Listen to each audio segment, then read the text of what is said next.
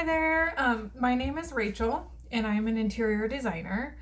And I work out of our home here in Norfolk, Nebraska, under the business name of Rardon Design. And I do full service interior design.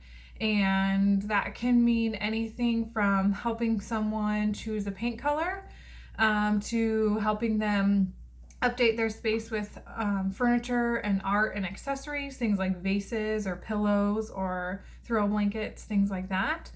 I help clients plan remodels, so maybe they're remodeling their kitchen, so we'll take a look at the floor plan, reconfigure the floor plan, and then also choose materials, cabinetry, countertops, things like that. Or I also help clients do new construction. So we kind of from beginning to end work with the client as well as the builder and all the subcontractors to bring the client's dream home to life. I recently have done some new construction projects as well. Commercial new construction projects, which is not people's homes, but their workplaces, so their offices, things like that. So some different considerations when I'm working with residential clients versus commercial clients. So I have kind of a series of questions that I've been given today, and I'm just going to try and answer some of them and tell you a little bit more about what I do. So the first question was about a typical day, what my typical day looks like. And one of the reasons that I really love my job is that no 2 days look exactly the same. Structure is good, but I also like my creative brain likes a lot of variety in my day. So maybe on a Monday, I will start my day by meeting a client at the flooring store, and we'll choose some flooring samples. And then from there, we'll take those samples to their home to see what that flooring looks like with what's in their home. Maybe I'll meet with a new client and they're just introducing me to their project. So I'm just meeting them in their home, asking them questions about what they want to update and what they want to accomplish with their redesign or remodel. Sometimes I'll be meeting with contractors. A lot of what I do is communicating between my client and the owner and the contractor who is then doing the work. We've maybe discussed how we want a tile pattern, for example. And so that conversation is well and good, but we have to make sure that we have that same conversation with the tile installer. So there might be some communication that way. I'm also the business owner, so my days also consist of things like tracking hours and billing and invoicing and just keeping track of things that way as well. I got my degree from the University of Nebraska in Lincoln. I got my bachelor's degree in interior design. And then I actually worked as a drafter for a while. I had CAD experience from getting my interior design degree. And then I worked at a home decor store here in town and then went out on my own. So that was kind of my journey of education to what I do now. But I would, if you're interested in interior design, I would definitely encourage a bachelor's degree in interior design. There are some associations in interior design for continuing education that are available as well that just help interior designers stay up to date on new products and new practices in place in the business. So the next question is some characteristics and skills that are used in my job as an interior designer. I think one of the most important skills is just people skills and communication. So again, a lot of what I'm doing is bringing my client's dream into reality and communicating that with my tradespeople and my installers. And so first of all, when I'm meeting with a client, I need to take a lot of time to listen to what they're wanting, to listen to what their style is, to listen to how they want their home to look and feel. I ask a lot of questions. I am working with the salespeople then. So if it's flooring or paint or tile, things like that. I'm also working with my salespeople so that I know that I have access to the products that really align with what my client is looking for. And so communication just all around is really important. Asking a lot of questions and being a really good listener, and just enjoying people, because I spend a lot of time just talking and communicating with people. When people are designing a home, they want to do it right, and they're spending a lot of money. So like building a relationship on trust is really important. And so again, it's there's more to it than just purple or blue or green. There's a lot of relationship and walking people through something that can sometimes be stressful. So again, it's just that importance of having good people skills. So I will take it back to the purple and blue and green. Understanding color and understanding things like scale, the size of things, how different colors interact with one another, how different patterns interact with one another. So just having a general understanding of that. And a lot of that is learned. And a lot of it is about being able to visualize things too. So there seems to be sort of this like innate ability in some people to see, for example, a carpet swatch and be able to visualize what that piece of carpet is going to look like in a room. Some people are able to do it and some just are not able to do that. And as a designer, my ability to be able to visualize what we're selecting and how that will look in a space and visualize how that will come alive in the space is very, very valuable to helping both myself and my client feel comfortable with the selections that we are making.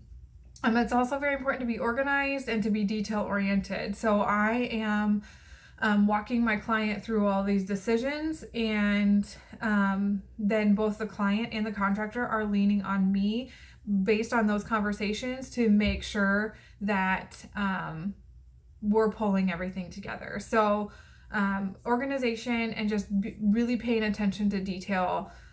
For example, if I spec that the mirror above a vanity is supposed to be 42 inches off of the finished floor, there better not be an outlet at that same height.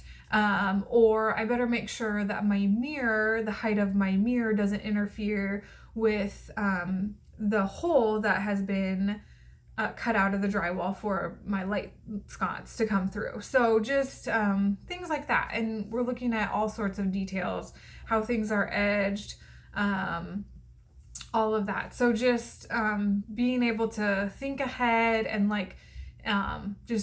really pay attention to those details. Next question is some advantages and disadvantages of a career in interior design. One of the biggest advantages, in my opinion, is just the ability to be very creative, to connect with people, and also flexibility. My job is very flexible, especially as someone who works from the home. So that's been huge. As far as disadvantages, the only real disadvantage I can think of is that I have seen that with the economy, ebbs and flows in the economy, that interior design really does ebb and flow with it.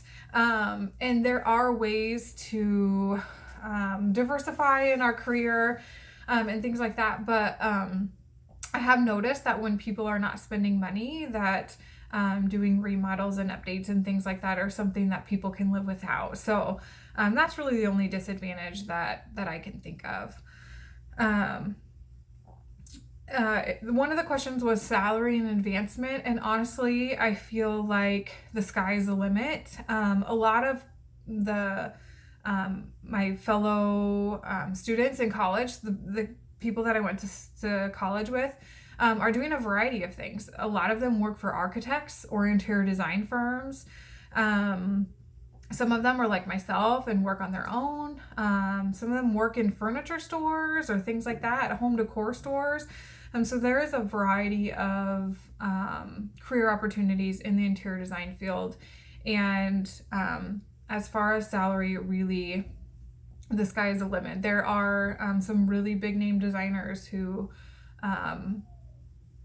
are, making a lot of money. So I feel like you can really have a big variety of salary in the interior design world. Some suggested classes for you to take while you're in high school if you're interested in interior design. I think home ec is a great one. Just get some experience with fabrics and sewing and things like that you're doing around the home. Maybe you even have an interior design section built into your home ec course. So I think that's a really great one. I also encourage both art and math. Both of those classes speak highly into interior design. Math, it's very important to be familiar with math just on a very basic level. Dimensions and scale, like I mentioned before. And then that also brings me to drafting. If you have access to a drafting class, that would be a great class to take if you're interested in interior design.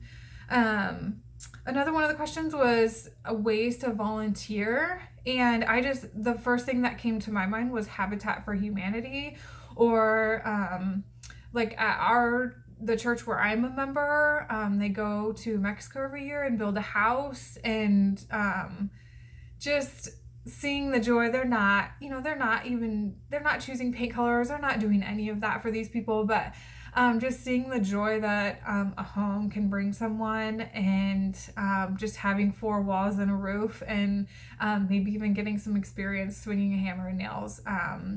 So anything like that would be a great way to volunteer. Really anything where you are expanding on those people skills, just communicating with people and understanding their needs, which is so many volunteer opportunities, is just great for flexing your muscles in what could be for you an interior design career. The last question is just any advice for those interested in an interior design career, and I would say just go for it. There's so many resources out there. Like HGTV was just starting when I was in high school, and it is a great resource. It's kind of a sugar-coated resource of what interior design is like, but it's fun. There's a lot of interior designers who have written books. I think a lot of those mainstream books that talk about how to style rooms and how to choose paint colors, all of those things are great resources.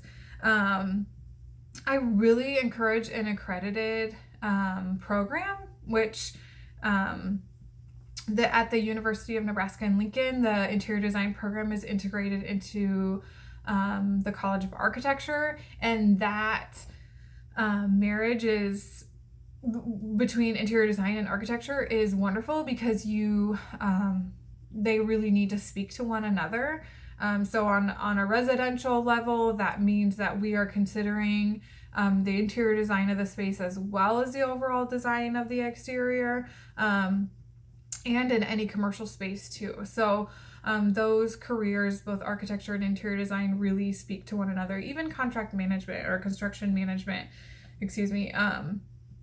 really speak to one another in their careers. So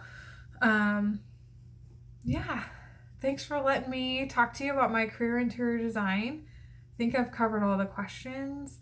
Again, my name is Rachel, and all right, talk to you later. Thanks. Bye.